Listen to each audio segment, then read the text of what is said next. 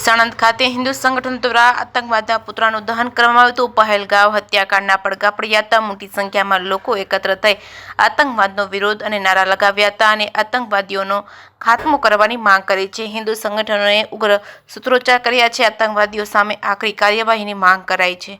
જે કેસની ગુજરાતી સાથે અફઝલ ખાન પઠાણ સાથે બહિલોલ મલિક, સાણંદ। પહેલગામમાં કાશ્મીરની અંદર જે આતંકવાદીએ હિન્દુઓને અલગ કરી અને જેમના પર ગોળીઓ વરસાવી છે એનો હિન્દુ સમાજ સખત શબ્દોમાં વિરોધ કરે છે અને ભારત સરકારને નિવેદન કરે છે કે આ લોકોને સખતમાં સખત સજા થાય, પાકિસ્તાન સામે આરપારની લડાઈ થાય।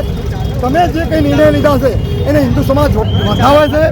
જે કંઈ નરેન્દ્ર મોદી, અમિત શાહ, રાજનાથસિંહે જે કંઈ નિર્ણયો લીધા છે અને અત્યારે એક્શનમાં સરકાર આવી છે, પણ ભવિષ્યમાં આવું ઉત્કૃષ્ટ પાકિસ્તાન તરફથી ન થાય એના માટે આગોતરું આયોજન સરકાર કરે, હિન્દુઓને સુરક્ષા પ્રદાન કરે અને જે લોકો આતંકવાદી છે એની પાછળ જે લોકો છે એને સખતમાં સખત સજા થાય। એટલે જે સ્લીપર સેલ છે એને ખતમ કરવામાં આવે। જ્યાં સુધી સ્લીપર સેલ ખતમ નહીં થાય ત્યાં સુધી ભારતમાંથી આતંકવાદ નાબૂદ નહીં થાય। એટલે અમારી સરકારને નમ્ર અપીલ છે કે તમે આતંકવાદી સામે તો જે કડક પગલાં અપનાવી છે તો બરાબર છે, પણ સાથે સાથે જે ગદ્દારોની સાથે જે ઊભા છે એને કડકમાં કડક સજા થાય।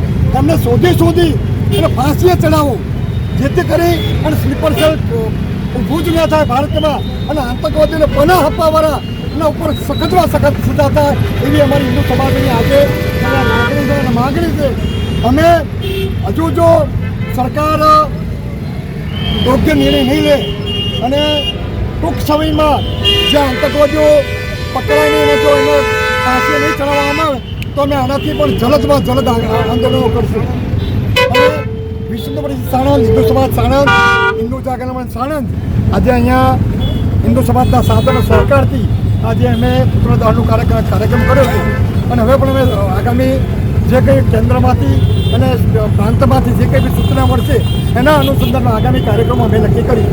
ભારત માતા કી જય, જય શ્રી રામ।